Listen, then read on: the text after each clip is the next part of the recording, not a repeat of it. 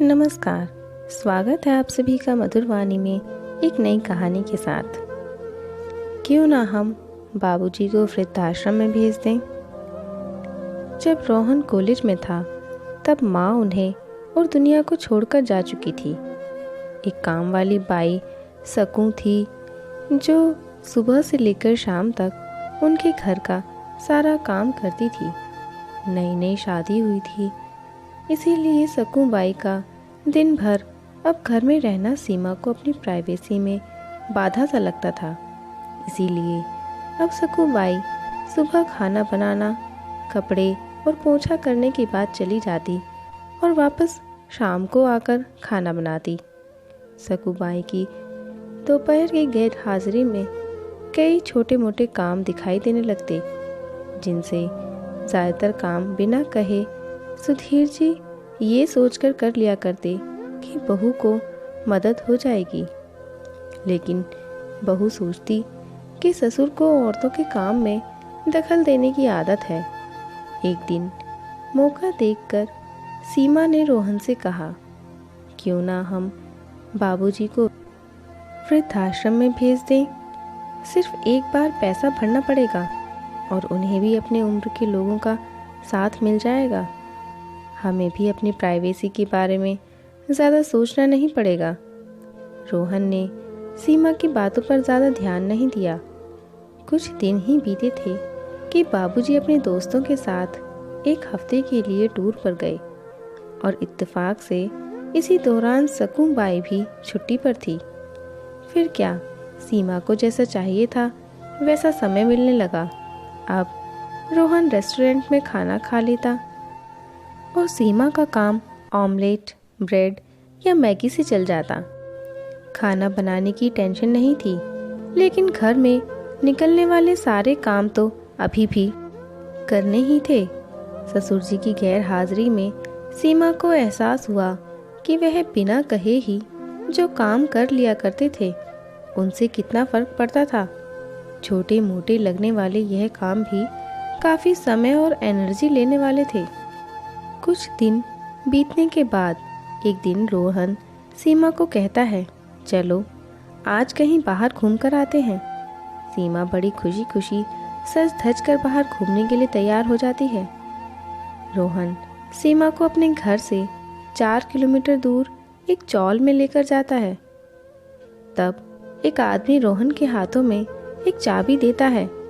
रोहन उस चाबी को लेकर चौल का एक कमरे का दरवाज़ा खोलता है।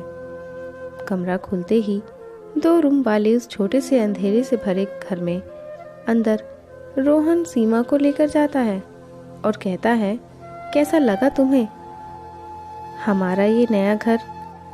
रोहन कहता है, हम अगले महीने से इसी मकान को भाड़े से लेकर रहेंगे अलग और अपनी प्राइवेसी का मज़ा लेंगे।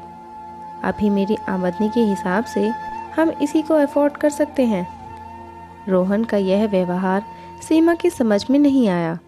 वह चौंकते हुए कहती है, हमारे पास अपना इतना बड़ा घर है तो फिर हम क्यों इस भाड़े के घर में रहेंगे। रोहन उसे टोकते हुए कहता है, सोच समझ कर बोला करो, वह घर हमारा नहीं है, वह माँ बाबूजी का घर है। तुम्हारे पास 1 महीना है सोचने के लिए, तुम्हें आगे क्या करना है।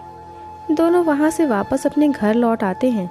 पूरे रास्ते सीमा के दिमाग में तरह तरह के विचार चल रहे थे। घर पहुँचते ही उसने रोहन से कहा, माना कि यह घर माँ बाबूजी का है, लेकिन क्या हमारा इस पर कोई हक नहीं। रोहन ने कहा, बिल्कुल है, लेकिन माँ बाबूजी के बाद जब तक वह हैं तब तक तो नहीं। अगर तुम्हें हक समझ में आता है तो क्या तुम्हें जिम्मेदारी समझ में आती है। सिर्फ हक के बारे में सोचकर और अपनी जिम्मेदारी भूलकर स्वार्थी होना क्या भला अच्छा होता है। सीमा के पास रोहन के इस सवाल का कोई जवाब नहीं था। वह सोचने लगी कि उसने अपने क्षणिक सुख के स्वार्थ के लिए इतने नीचे गिरकर ऐसी घटिया सोच अपने दिमाग में आने दी। उसे मन ही मन पछतावा होने लगा। सीमा रोहन से कहती है, मुझे माफ़ कर दीजिए, मैं सचमुच में स्वार्थी हो गई थी, मुझसे बहुत बड़ी गलती हो गई है। रोहन बोला, तुम्हें पछतावा हुआ मेरे लिए यही काफ़ी है। मैं तुमसे नाराज़ नहीं हूँ। बेटे और बहू का यह वार्तालाप सुधीर जी दरवाजे पर खड़े होकर सुन रहे थे। उन्होंने आसमान की तरफ देखा और बोले, भाग्यवान, तुम धन्य हो जो तुमने ऐसे बेटे को जन्म दिया है। उन्होंने दरवाज़ा खटखटाया। बहू ने दरवाज़ा खोला तो उनके हाथों में पकड़ी थैली से गर्मा गर्म समोसे की सुगंध उसको आने लगी। ससुर ने अपनी बहू से कहा, वो कोने वाले हलवाई से लाया हूँ, तुम्हें बहुत पसंद है ना। सीमा को अपने ससुर के प्रति विचार और ससुर को उसके प्रति प्यार, उन दोनों का फ़र्क समझ में आते ही उसकी आंखों में पश्चाताप के आंसू और चेहरे पे अपने परिवार के प्यार के कारण मुस्कान आ गई। आशा करती हूँ दोस्तों आपको ये कहानी ज़रूर पसंद आई होगी। हमारी वीडियो को लाइक और चैनल को सब्सक्राइब ज़रूर कीजिएगा। मिलते हैं एक नई कहानी के साथ, तब तक के लिए धन्यवाद।